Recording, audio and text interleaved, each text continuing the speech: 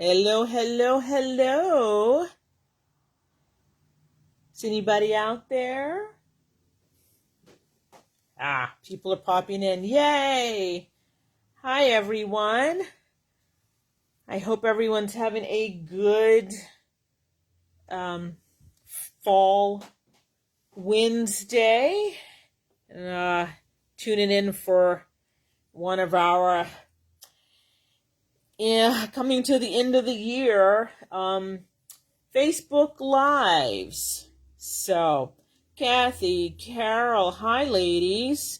So, I wanted to, Rosa, hi, ciao, Rosa. This is my new project, the Regalia Suite, with the new mini GemDuos, which are a really, really fun bead. And of course, they are made to work with their larger siblings. The dark green ones here are the minis, and this is the regular size GemDuo. And I've been having a lot of fun.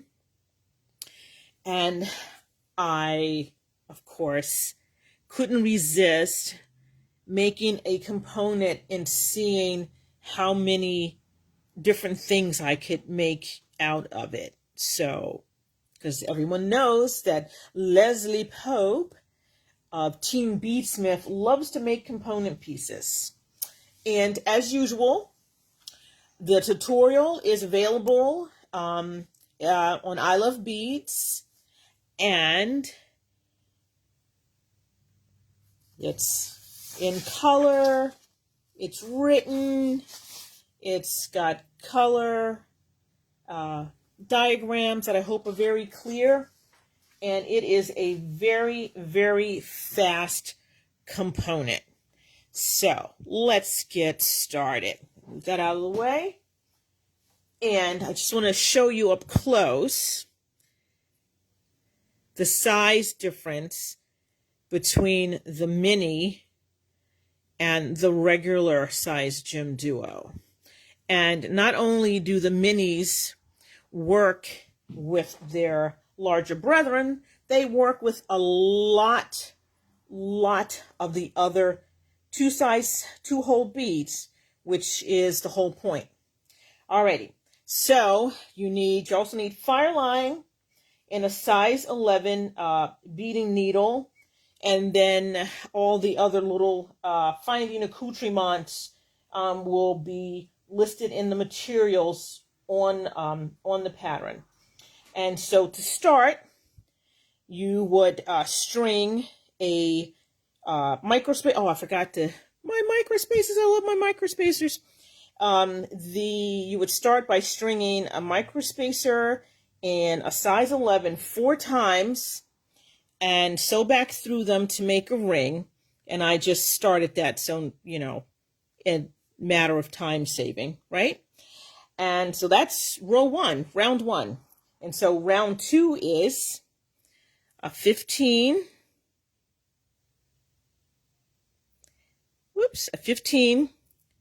and 2 mini GemDuos.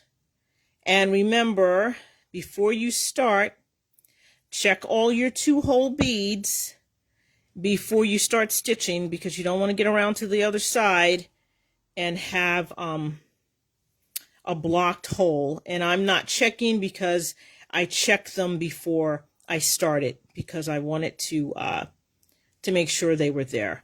So you're now going to sew through your next 11 in the ring, because your minis are going to be sitting on top of the faceted microspacer. And I'm going to do that 3 more times to complete the row. So it's a 15, 2 minis, and another 15. And then you're going to sew through your next 11. So they kind of look like ears at the moment. So that's number 2. Let's do number 3 here. And I'm just making sure that the faceted side is staying up. You don't want the flat side up. It does have a right and a wrong side. Okay, and then through your next 11. And one more time. 15. 2 minis. And another 15. And my instructions will tell you to sew through all the beads again, but in the essence of time, I'm not going to do that. But you really should, because you want to keep your component firm. So after you get it back to the start, I'm going to sew through the first 15 that I added, and the first mini, and then we're going to reverse thread direction by sewing through the open hole. So that's your step up, and that's going to start you off on round 3. And we are going to pick up a 15, pick up a regular size GemDuo, and a 15, and sew through the next mini. So that's the first part of the step. And then we're going to pick up another 15 and a mini and a 15, and sew through the next mini. So you're going to have a mini sitting in between the paired off, and then you're going to have the large GemDuo sitting in between the slightly open space, which is over the 11. So let's finish this row. 15 in a regular and a 15. Okay, so this ring is from the Faience bracelet pattern, which is also in the I Love Beads section. It's GemDuos, faceted micro spacers, and a super duo. It's another fun component one. I think I did that one back over the summer, but it's called Faience, F-A-Y-A-N-S, and it's Turkish for tile, because I thought they looked like a Turkish tile.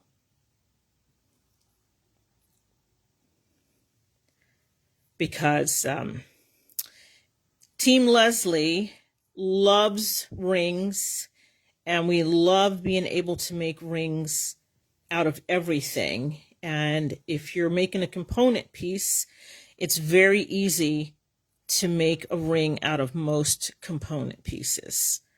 And Leslie Regalski has a whole lot more rings than I do. I'm trying to catch up with her. It might take me a while. Alrighty, so we have one more regular size GemDuo to add, and then one more mini to add, and then we'll be finished with this round. Thanks, Leslie.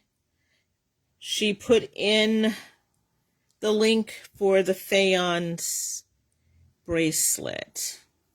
Okay, so that's the end of that round. It's so pretty. And like I said, you would sew through all the beads again before you do your step up. But we're not going to do that today in the essence of time. So we're going to sew through to exit a mini so we can do our step up, which is going to be our final row. So we're going to sew in the opposite direction. There we go. So we're ready for our final row. And this is where you get to add more faceted micro spacers, which is my all-time favorite thing to do. So we are going to, nope, sorry, wrong thing. We are not going to step up. Sorry. We are not going to step up. We are just going to sew. I need to go through the next 15. Oopsie, see, even I make mistakes. There we go. Alrighty. So on the final row here, we will not be sewing through the open holes of the minis, just the regular size GemDuos. So I'm going to pick up an 11, a 15, a micro spacer, a 15, jumping beans, and another 11, and then we're going to sew through the top hole of the regular size GemDuo, so your beads are sitting on the side. And then we're going to pick up 3 11s and make a peacoat by sewing in the same direction as the thread through the open hole of the GemDuo. So your 3 11s are sitting on the top. And then we're just going to reverse, going down the other side. So an 11, a 15, a micro spacer, a 15, and an 11. And then we're just going to sew through the 15, the bottom hole of the mini, and the 15, and then repeat.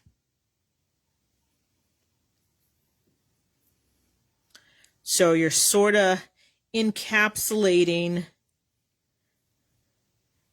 the regular size GemDuo. And you're going to do that all the way around the component. Oop, I had a runaway 15 over here. There we go. And an 11 through the top hole of the GemDuo. Do your little peacoat with your 3 11s through the same hole of the GemDuo. Oopsie, there we go. So they're kind of wonky, but what happens is after you finish this row, you're going to sew around all the beads, just the outline, and all the beads will snug up and stay in place, and you won't see any thread. And as you can see, since I did not sew through the component again, my thread is kind of pulling. So you really do need to make that second thread pass to firm your piece up. There you go. So after you go all the way around, this is what your component is going to look like.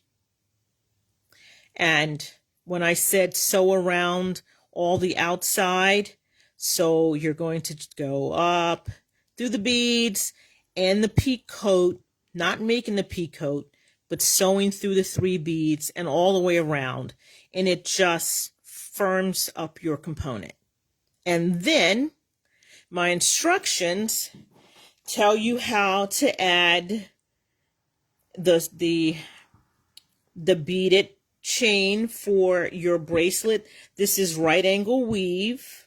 This is just flat, even count right angle weave. And then, of course, the earring. You're just going to add your beads and your 11 and a closed jump ring, a soldered jump ring, so your thread won't slip out, and weave it back into your component, and that's your earring. And then, of course, I had to make a ring, and it's almost the same as making the bracelet, except the beads that you add through your right angle weave are the 15, because it makes it a little more supple to get on your finger versus using the faceted micro spacers, because it has a little bit of bend but not enough bend to put it in a ring. So it'll work well on your wrist. You know, you can just get enough bend to get around your wrist, but not as a ring band. And I discovered that in my prototype. And so what I did was I turned it into a pendant. So you can just stick, you know, a chain or a nice ribbon or a piece of leather, and then you have a pendant. Like I said, one component, many different ways to make it into jewelry. And you get to use some really cool beads.